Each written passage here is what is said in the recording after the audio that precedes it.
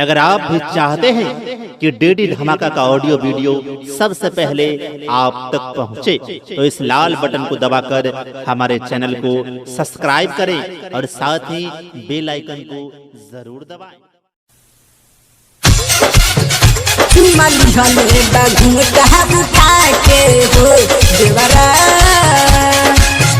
अभी सुन रहे हैं बगैवा से डीडी धमाका को।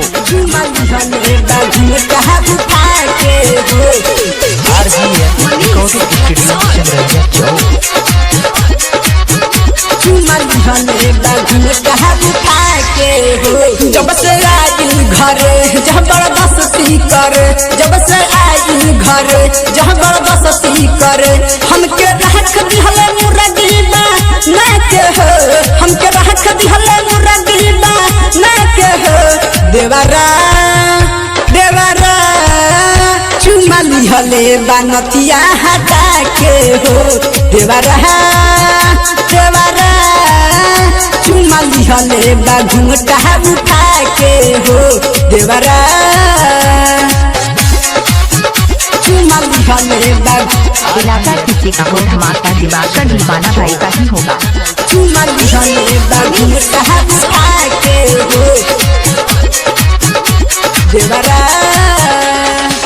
कहेला झब झब दे दहे भौजी, देला के बाद उ करेला महना मौजी, करेला महना मौजी, करेला महना मौजी। कहेला झब झब दे दहे भौजी, देला के बाद उ करेला महना मौजी। नहीं दिले त बोले खिसिया के हो, नहीं दिले त बोले खिसिया के हो। देवरा देवरा चुमा लिहले बानतिया हटा के हो। देवरा देवरा चुमा लिहले बा घुंघटा उठा के हो। देवरा चुमा लिहले बा घुंघटा उठा के हो। यूपी बिहार में छा गया है डीडी धमाका। चुमा लिहले बा घुंघटा उठा के हो।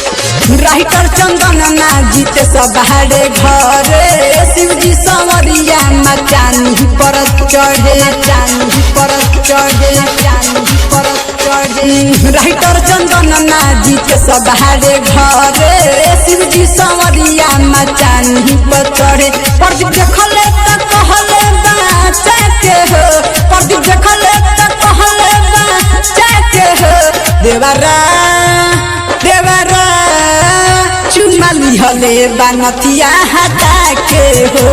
देवरा देवरा चुमा लिहले बा घुंघटा उठा के हो।